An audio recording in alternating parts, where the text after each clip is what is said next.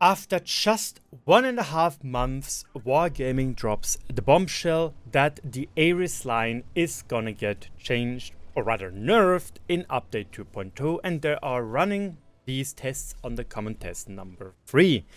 That is something which we as the World of Tanks community need to celebrate, because that is nothing which ever happened yet. Wargaming usually takes around 3 to 6 months to change a new line. Simply put, they say, look guys, usually the players which are getting the vehicles first, they are early adopters, and they're usually the players which are most invested into a game, meaning that on average they are also a lot better than the average player base. The average player base takes longer to get these vehicles to make a proper viewing out of it. And this is why they usually tend to wait before they nerf or buff vehicles and only really step in if things are actually very, very dire. And it looks like either Wargaming is doing a proper shift to much quicker balancing or rebalancing in that regard, or the ARES tanks really are as oppressive as Reddit and YouTube comments and Discord comments tend to pose. So in today's video, we're going to have a look at what Wargaming is changing. I'm gonna propose right about now why, or I think the ARES tanks are incredibly toxic. So you can keep that in mind. I also want to know why what you think about these tanks. And then I'm going to propose a different way how Wargaming could have and might even should have nerfed the ARES line.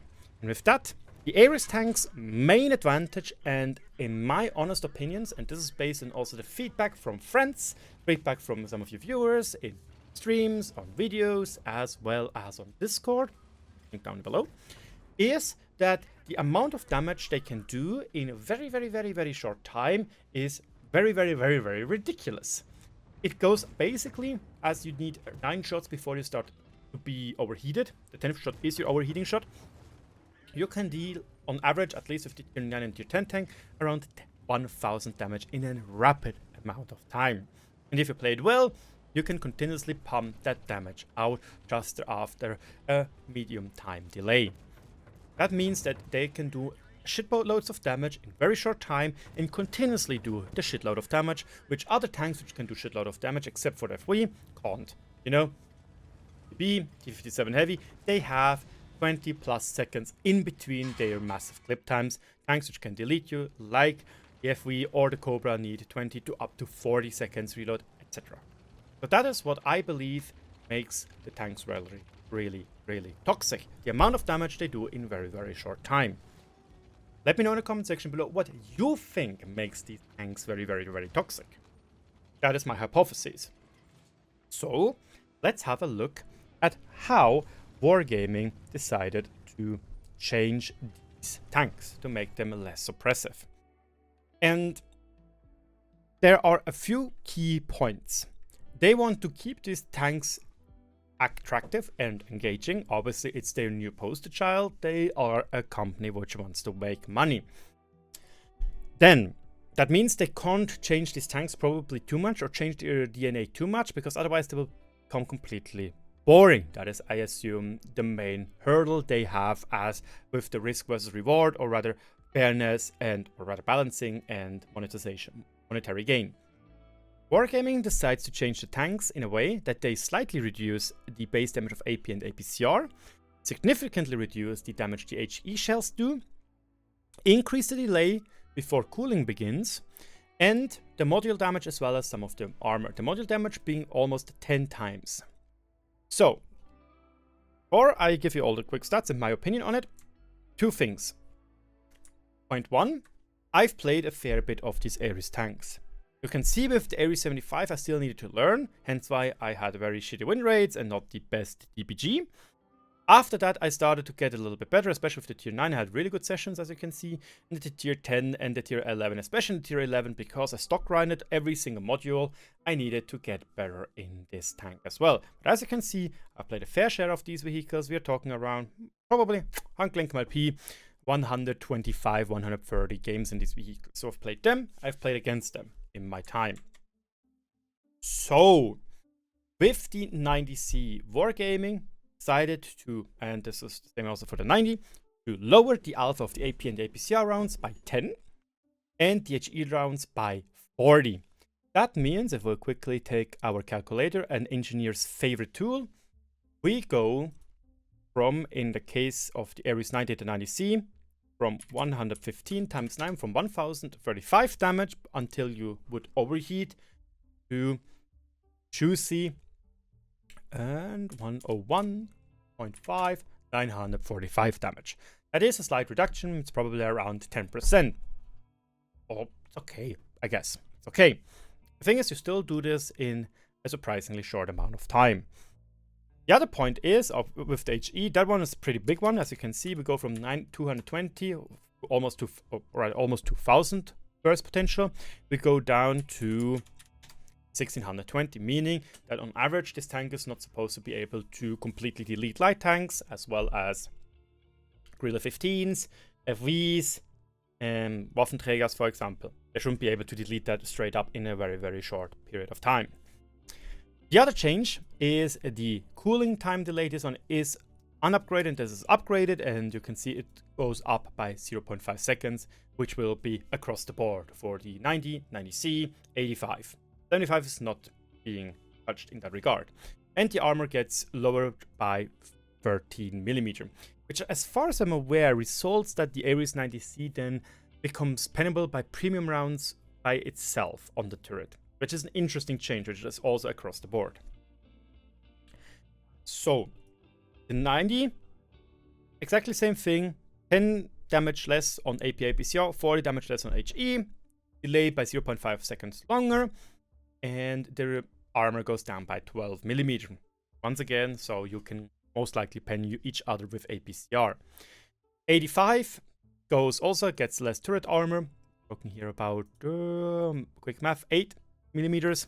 The damage goes down by 5 and 20 with HE. Once again, the cooling delay is being increased by half a second. And the 75 ARES, it gets less alpha damage. It goes down from 60 to 56 and from 120 to 110. And loses 7mm of turret armor. These turret armor things, it's always a little bit hard to tell because we need to wait until we can see it in game, or rather on tanks.gg. So, on average, we lose the insane burst potential against lightly armored vehicles. That's a plus. We lose around 10% damage in a clip, which is not really that much. Probably much bigger is the removal of module damage, basically, if this is true, because that's the second point, which I have shown here. If I understand this correctly, currently an ARES 90 has 46 module damage, and I can show you that. 46 times 9, that means we do around 414 module damage. Tessac does 8 module damage, but it has 64 rounds in its clip, meaning it deals 512 damage in its entire clip, which is around 3.5 seconds. There is that. But do you understand that suddenly if we get 10 times less module damage, we will just do 46 module damage in an entire clip? As far as I'm aware, that doesn't even allow you to detrack people anymore, which is very toxic against the ARES tanks, because the ARES tanks can perma-clip you. Hence why the increase in the cooldown time is pretty decent. However, that's like, you don't do anything anymore. It's like even less than a testing, and I saw a lot of people complaining about the Tessac's module damage being very, very little. Very peculiar change. That might be actually the biggest nerf of the ARES tanks, if I have to be completely honest, from the list we just had. So, the other thing. I believe that, except for the module damage nerf, none of these nerfs really change the tank's DNA, why they are this toxic. When I go back to what I said in the beginning, I believe they are toxic because they can do or shell out 1000 damage in less than 2 seconds or less than 3 seconds and continuously punishing you. So yes, sure, the continuousness is less because of the half-second delay being longer, but other than that, not really. So now I would really like to go to a clip, showcase to you what I mean and how Wargaming might have adjusted these vehicles. Because the ARES tanks, or rather the concept of the ARES gun, is not something which is fake. that actually existed. Spooksmobile Incarnated.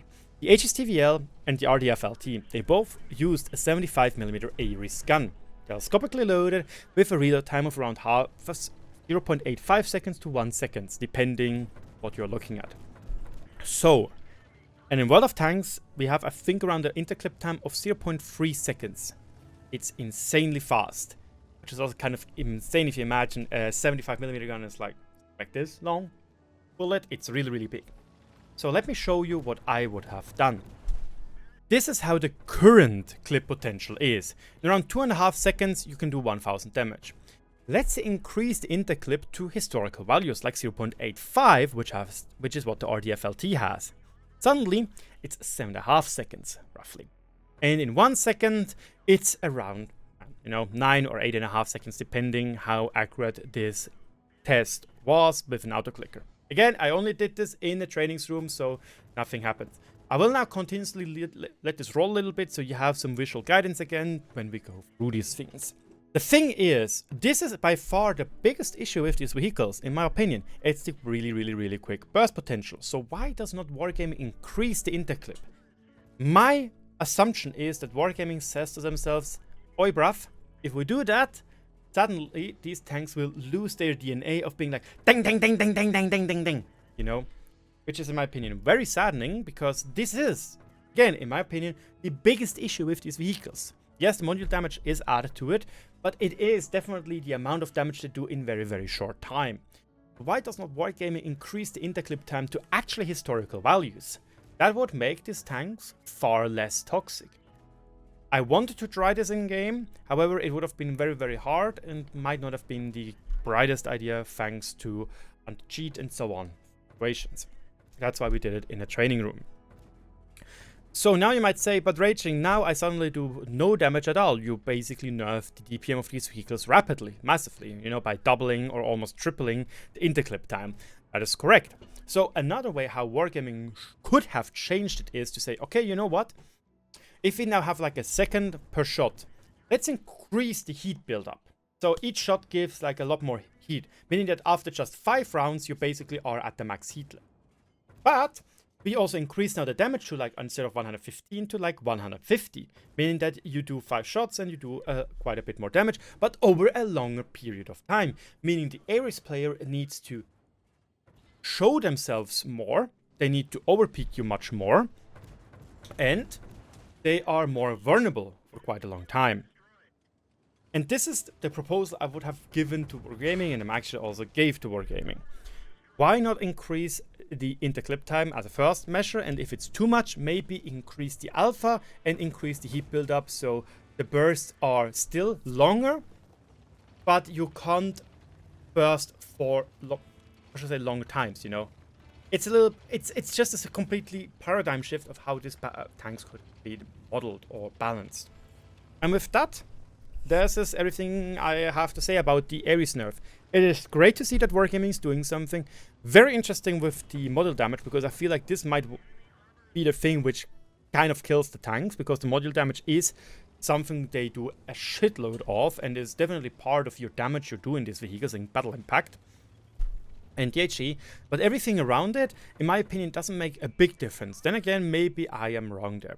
I also asked a friend of mine, which you saw the replay in the background a little bit, which freemarked the ARES 90C, for his input. He has obviously a lot of information about how these vehicles perform and how they've done. And with that, thank you so much for watching. Let me know what you think about this. It's very, very important for me to know, because I want to know what is happening or what you think.